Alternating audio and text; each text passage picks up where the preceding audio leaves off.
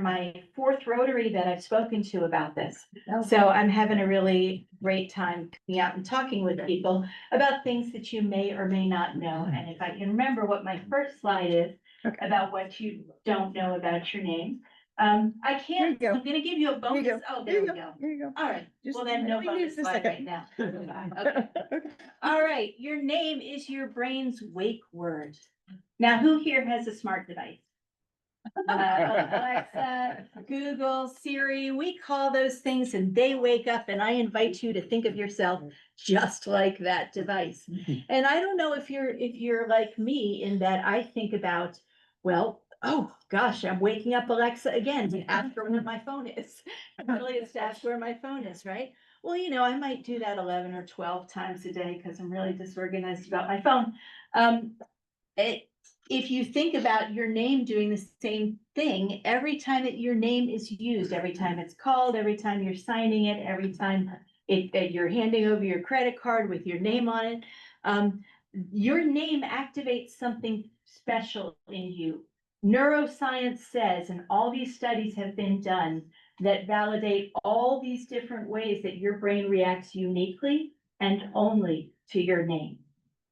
So it is a unique connection, kind of like what I call an invisible limb that reacts to certain stimuli. And so if you think about that, that's an interesting thing to think about, how many times you are awoken by your name in a day in a really particular way. And the studies that they've done shows that that starts at 5.5 months. So infants start recognizing their names at 5.5 months. Go.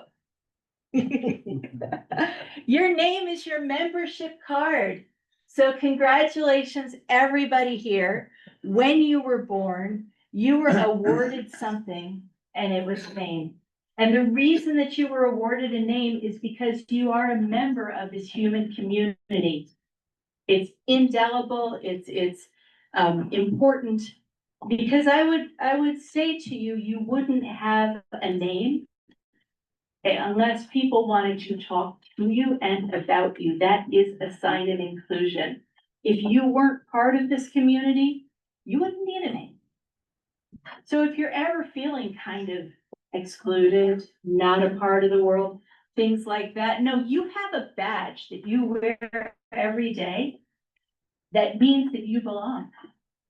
Your name means you belong. Go. A name is a human right. So this is not part of the Universal Declaration of Human Rights, which is that amazing document that sets forth what rights are. But after that, when they were looking at children's rights specifically, they said, you know what? It's really true that a name humanizes people officially. Not that we're not human already, but this is our official way of recognizing somebody's humanity. And so if children aren't named, that's dehumanizing. And so the United Nations says that every child shall be given a name, and that name shall be registered around the world. And that's to combat dehumanization, slavery, etc.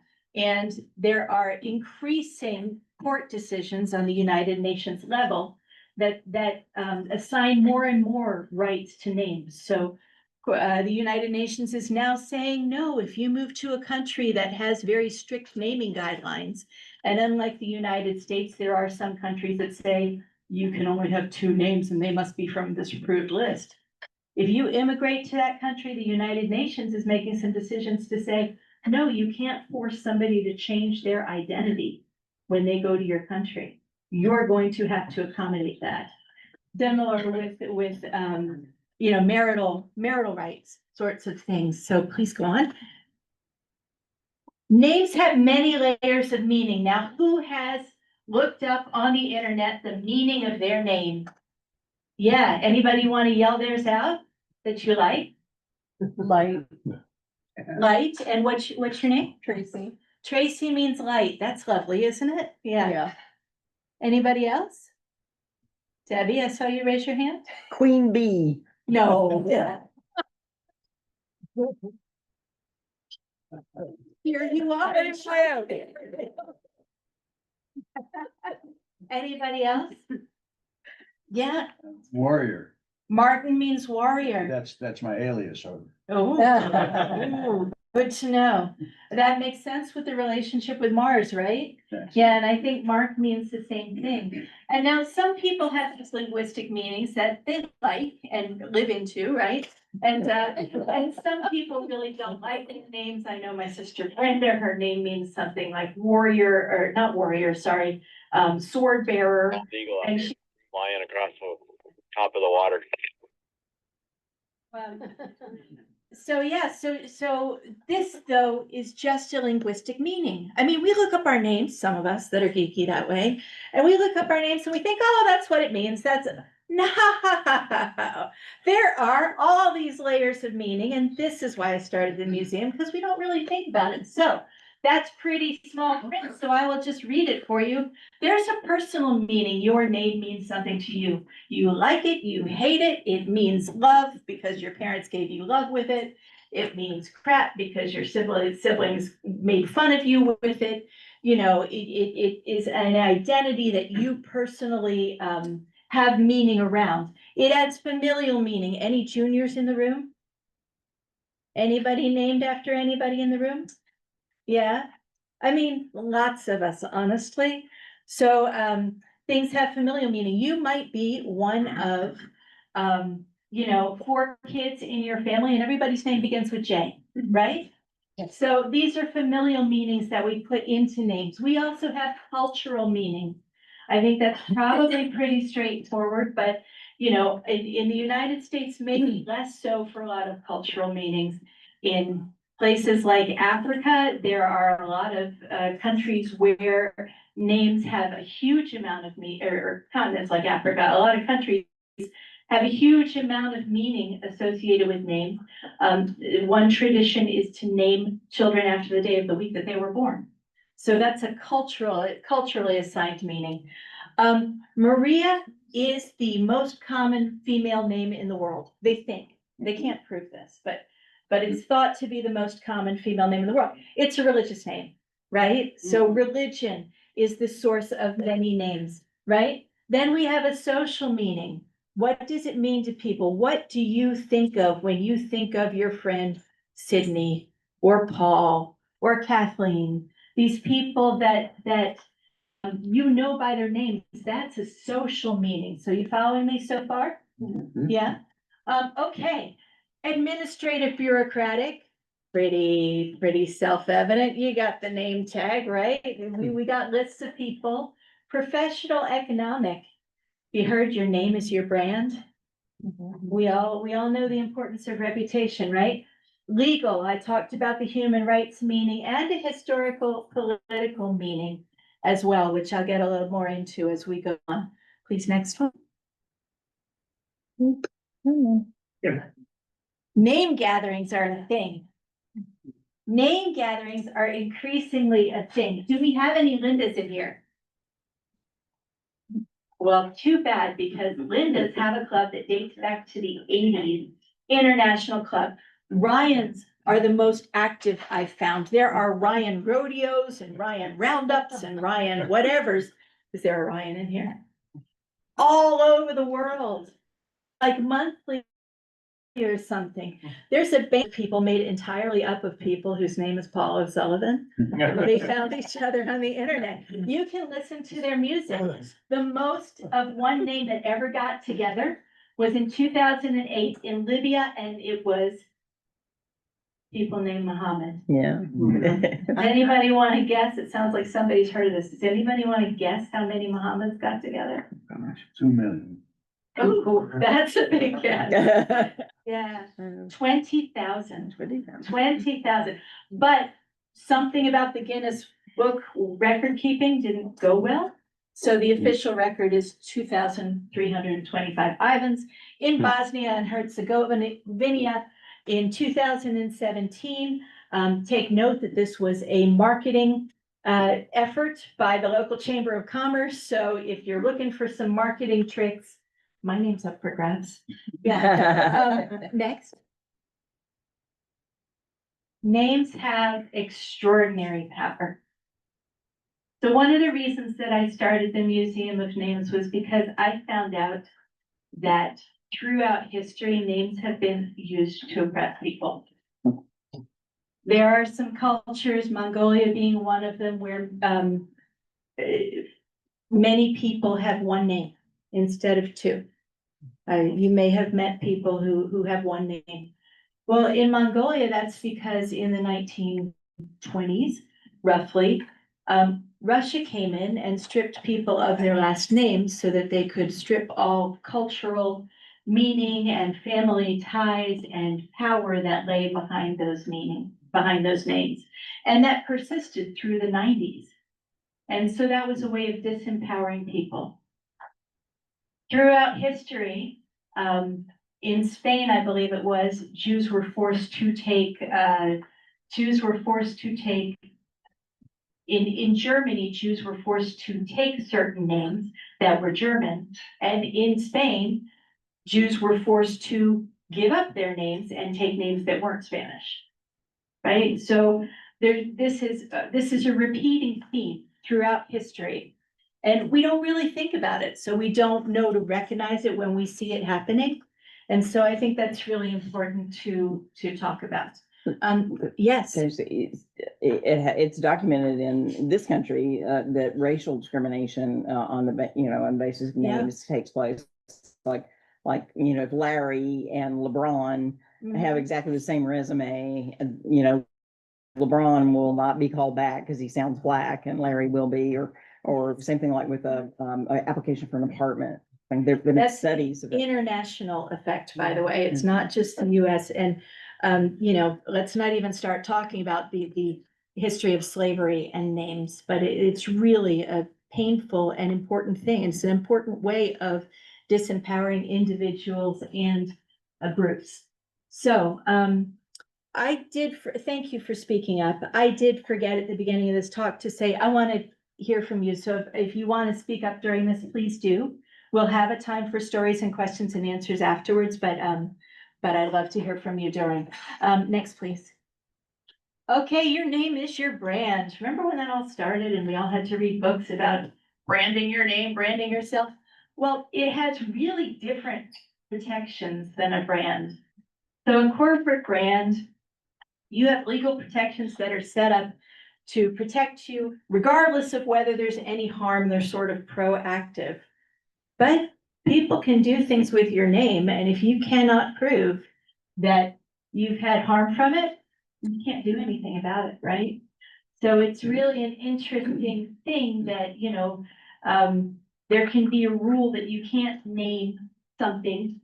If there's already a hot dog brand called, Big Frank's, you cannot name your hot dogs probably Big Fred's, right? Because there's going to be confusion.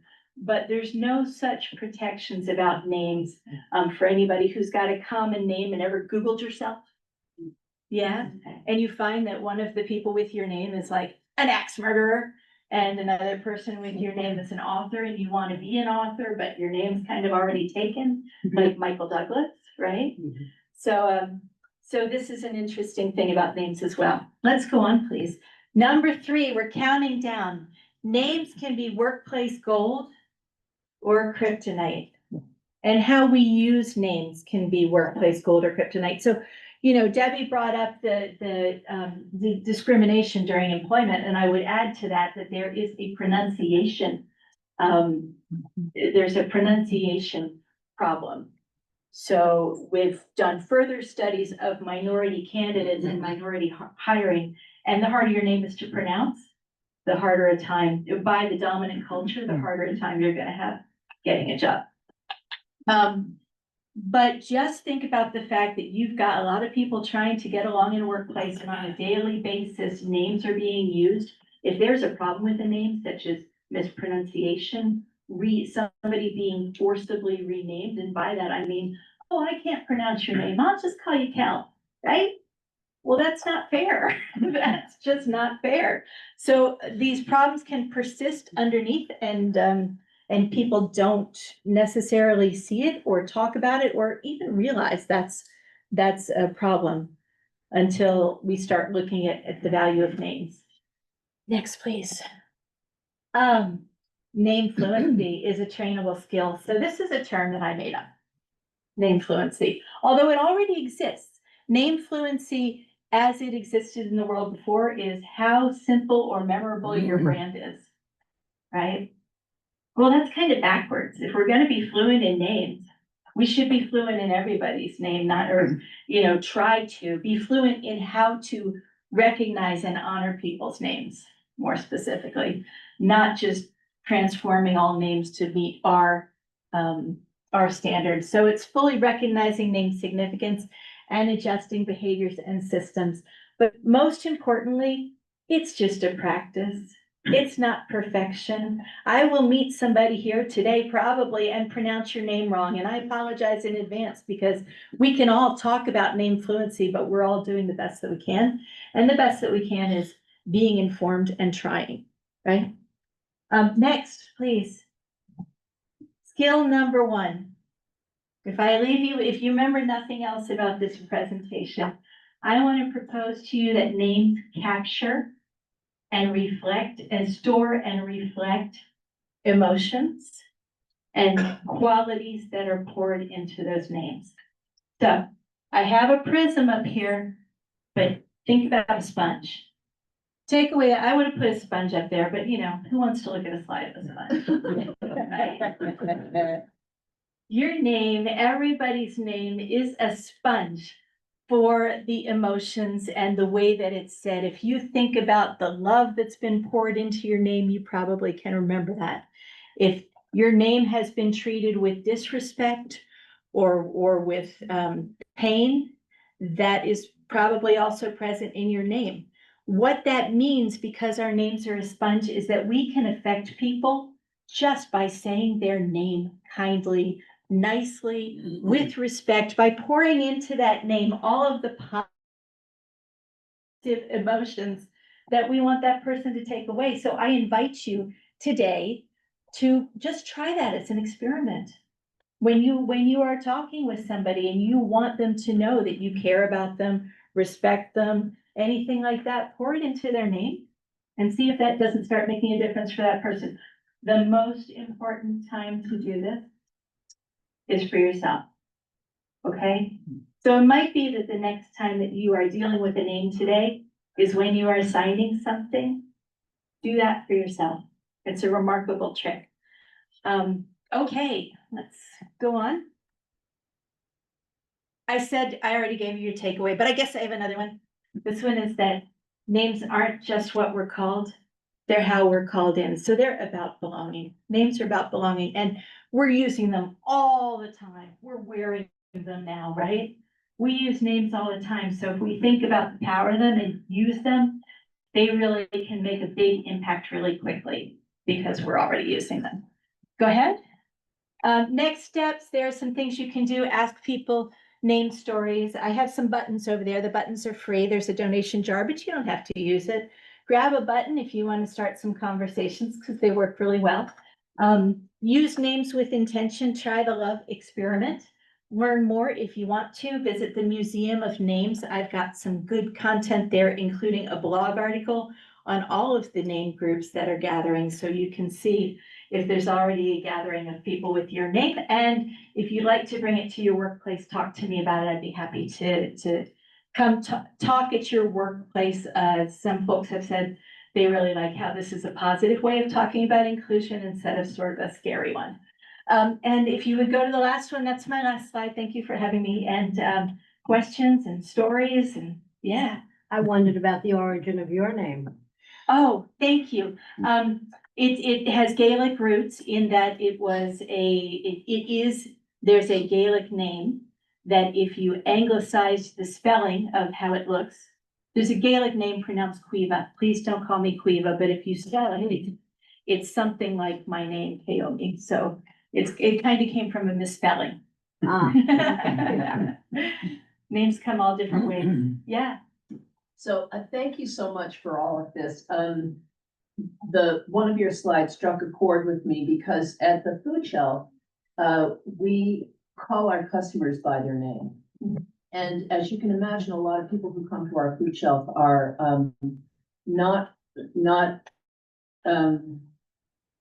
they don't have resources, they're marginalized.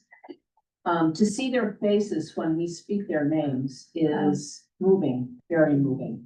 I had a customer one time who has a very difficult name, he's a man of color. And I called him by his name, and he thanked me because he said, saying my name is so important to me. So thank you for reminding us of that. Thanks for that story. That really brings it home, doesn't it? Yeah. I recently read this on the internet. I didn't verify if it's true, but let's pretend it is. It was in like the 15th century, a king banished a mute woman and 2 children to an island to see what like the instinctive human language would be. Do you think those kids would have called each other something in that scenario? Like they would have come up with some kind of name for each other?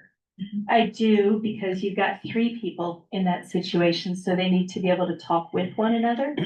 I think it's an interesting question though, and wonder what it would be with 2 people. Do 2 people need names for each other? I don't know. Do they often adopt names for one another? We all know they do. Yeah. I have a kind of funny one. My married last name is Hershey, but people always say Hershey. And I tell them it's the same without the H and without the money that goes with it. But the increased one is that when my son was born, we named him Reese.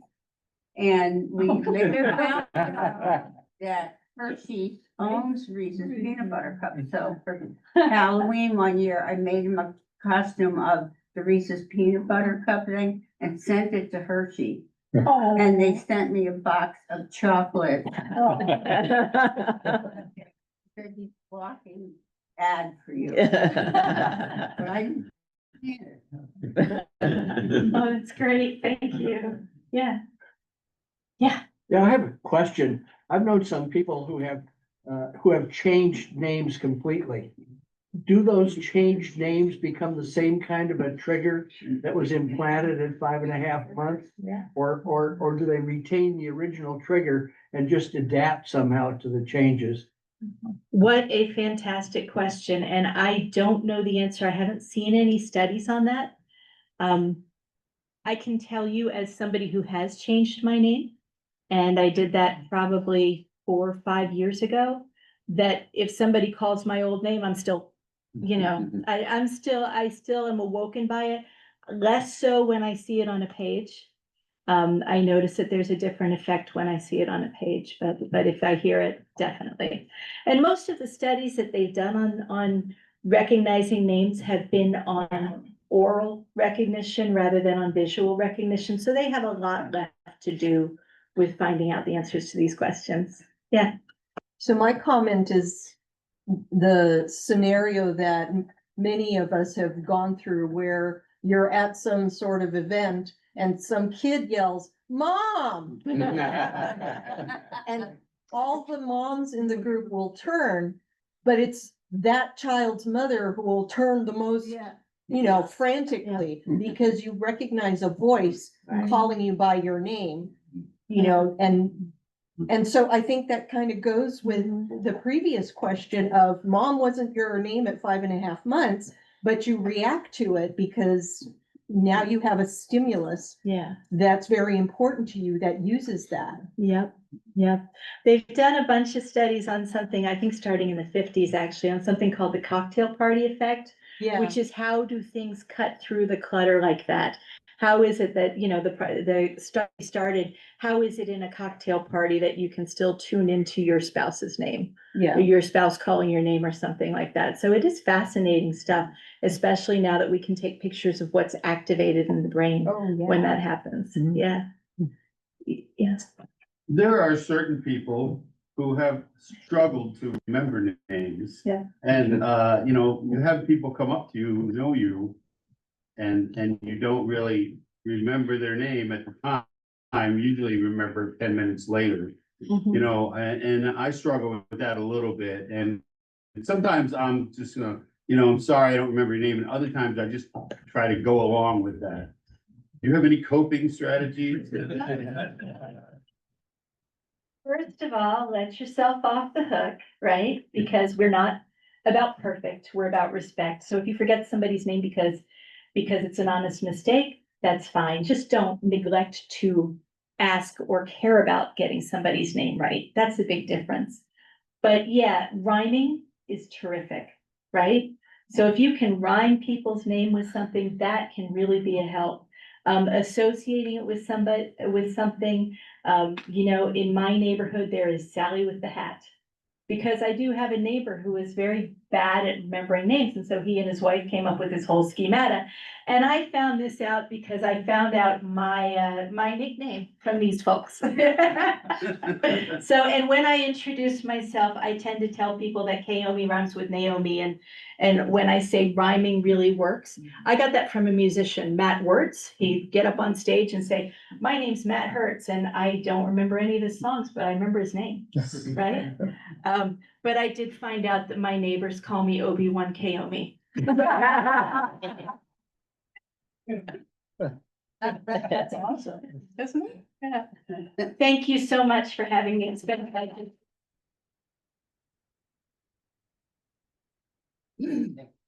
So. So. For giving our speech, we give a donation in your name to the Williston Central School System Mentoring Program. And one other duty is picking our lottery. Just read the last three numbers.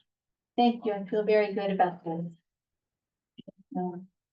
084.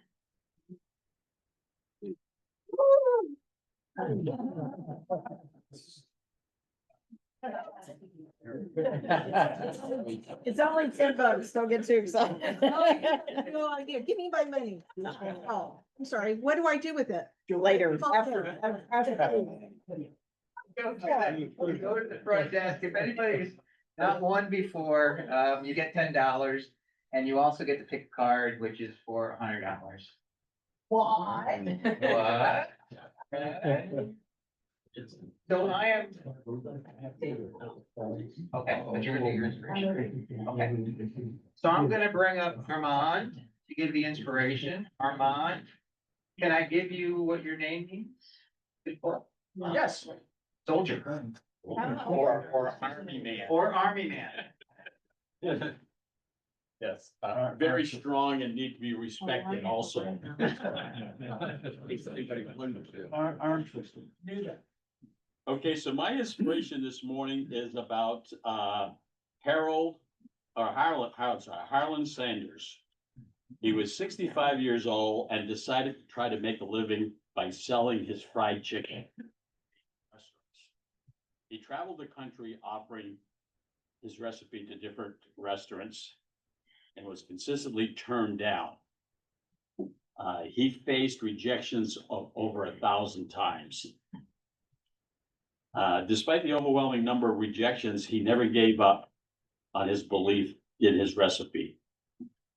He was eventually accepted by restaurant number 1009, who purchased his recipe, and he got a percentage of the sales in return.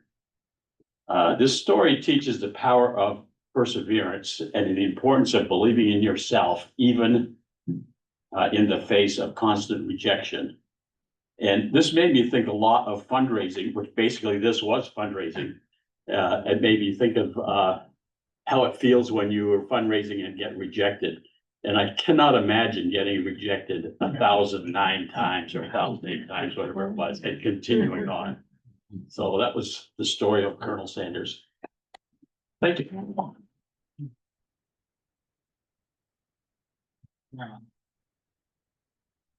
So a few announcements. I'll bring up Sally. Do I need to come up? Can you? I can walk over. Can I tell people what your name means? Know what it means? I do. Oh, good. Sure, I have the internet.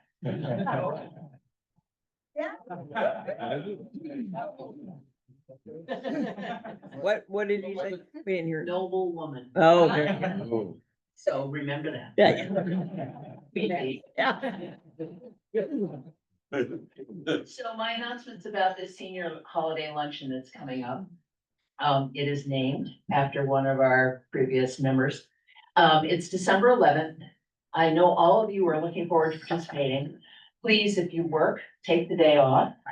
I need a couple of volunteers, and you don't have to raise your hand unless you know you want to do it, but think about it.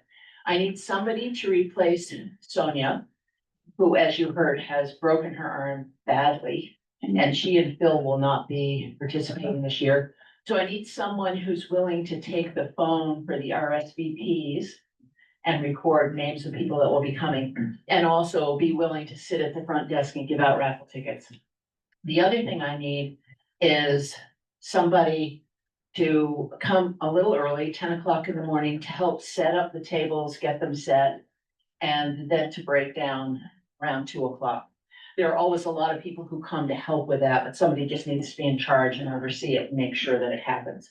So think about it. Manning the phone and the door and doing setup and breakdown. Thanks. December 11th. Thanks, Sally. All day.